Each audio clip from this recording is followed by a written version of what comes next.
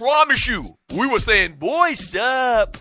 Back in 1989, before I ever heard of Outkast. I'm not saying this is an exclusive South Carolina thing or low country thing, but we were saying that before Big Boy. Back in 3 minutes.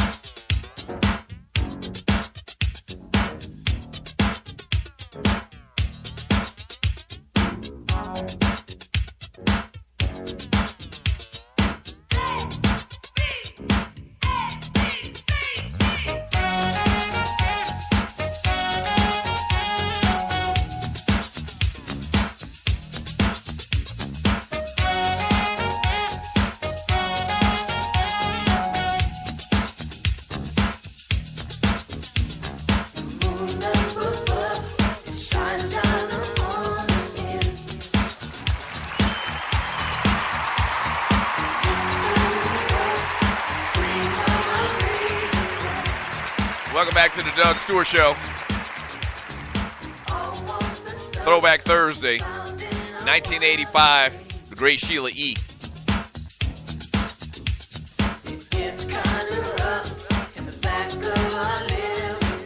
Just kind of rough in the back of my limousine. Yes, sir. Is this one of those Women's Wednesdays? No, going on? This is Throwback Thursday. Today is Thursday, isn't it? Yeah, so we played music coming back from the breaks. The voice that you just heard is the birthday boy, Ryan Stewart. Your boy. What up, though? Doug Stewart Show, folks. What up, though?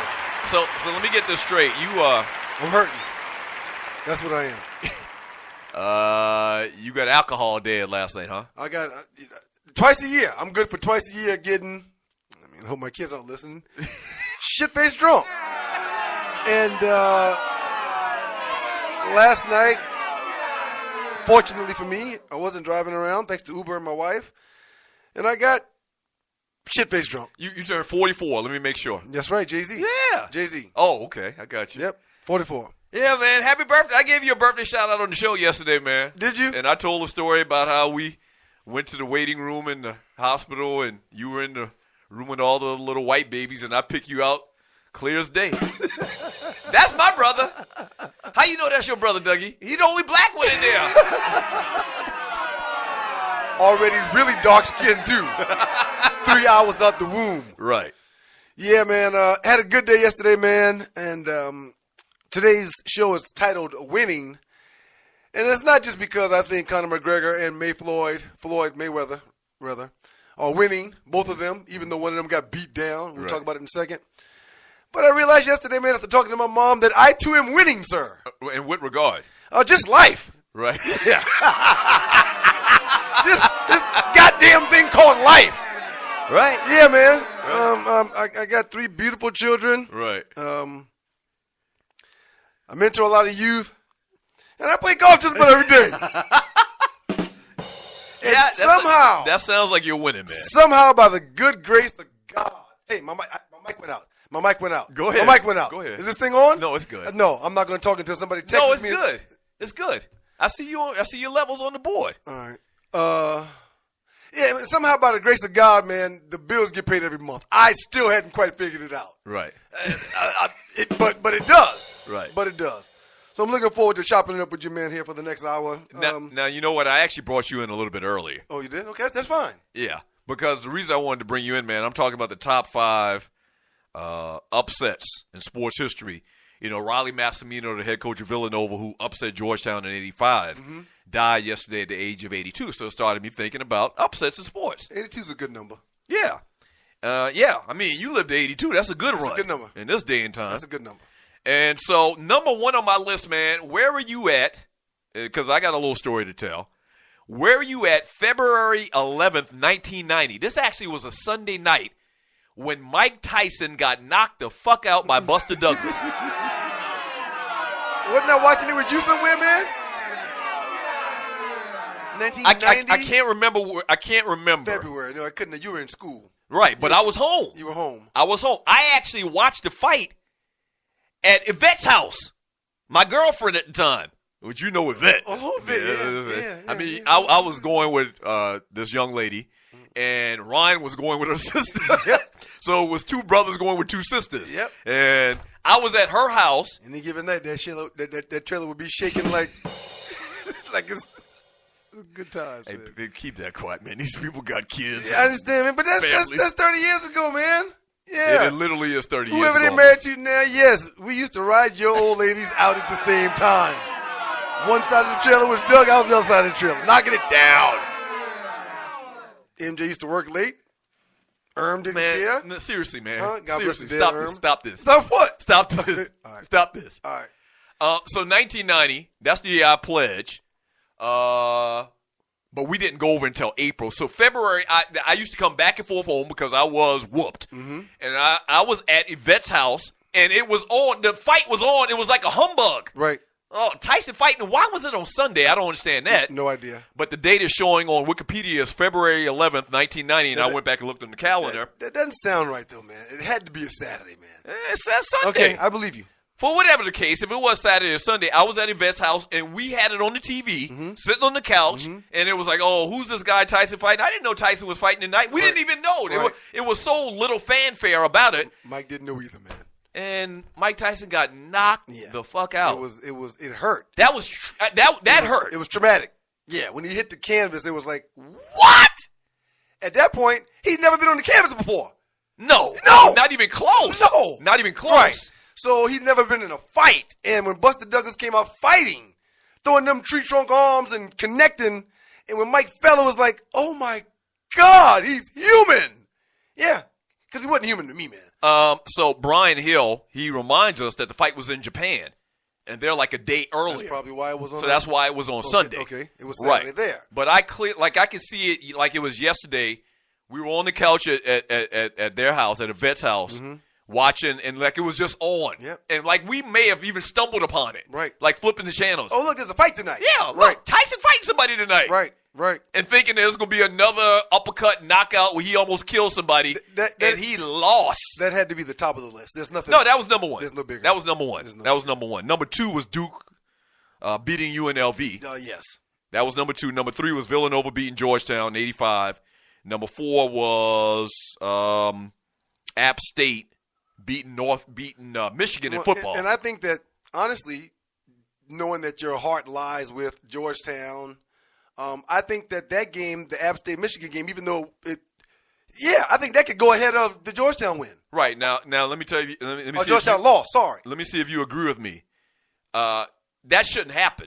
No. Like we've seen once or twice in our lifetime, one being this Michigan State lost to App State, where a division, or they were 1AA, a 1AA team, I'm pretty sure at the time, beating a powerhouse, not just the Division I program, but a powerhouse program. Michigan, one of the top 5 programs in college football. That shouldn't happen. You remember last year, Nicholls State almost beat Georgia. They should have.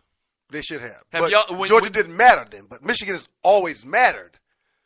Yeah, true. Yeah, Michigan's always mattered. Georgia didn't matter last year. Right. And, other than talking to Georgia people, there's several years that Georgia hadn't mattered. Right.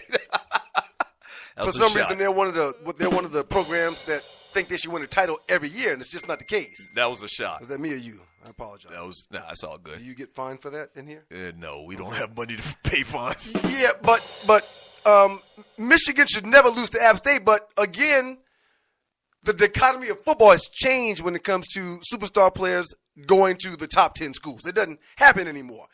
Kids can choose where they want to go so they can play for 3 to 4 years instead of waiting 2 years to play at some big mega program. Yeah. And they're going to App States. They're going to Winston-Salem. They're going to small schools and still getting seen. Right. When you say small schools, you mean Division I schools, but not like the big boys. Not the Tennessees and the Texases and the USCs. Right. Yeah, just like they going to Missouri and right. It doesn't matter. Yeah, Missouri. If you're a Missouri fan, you can find their game on every weekend. Right. Whereas back in the day, Notre Dame was the only team that had contracts with networks. Was it ABC where their game was covered every week? They were home or away. Their game was on TV. That's everybody now. And so at number 5, I had North Carolina State beating Houston 5-slamma-jamma. So in the last segment, we were talking about something that happened and how it was in kindergarten. What's the earliest age that you remember? This is a good tie-in. Your birthday was yesterday. Like, when do you have your earliest memory?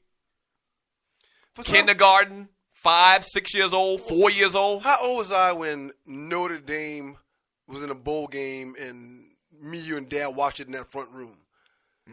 And are you going back to Rocket Ishmael returned the kick, and it would have won the game for Notre Dame, but they called it back. Okay. Damn. You're talking about Tony Rice, quarterback. Tony Rice was the quarterback. Chris Zurich was it Zurich? No, it wasn't Zurich. Yeah, Chris Zurich. Okay. Defensive tackle. Well, then, no, that's too late. Then it has to be an earlier memory than that. Yeah, because I'm trying to look at it as you're talking. I'm trying to look at those guys played when I was already playing high school football. Yeah. So I can't think of nothing. That's one of the biggest memories that I have. Okay, listen. Yeah, you definitely need to be able to remember further back than high school. What? Like, you don't remember any specific like benchmark. I'm not sure.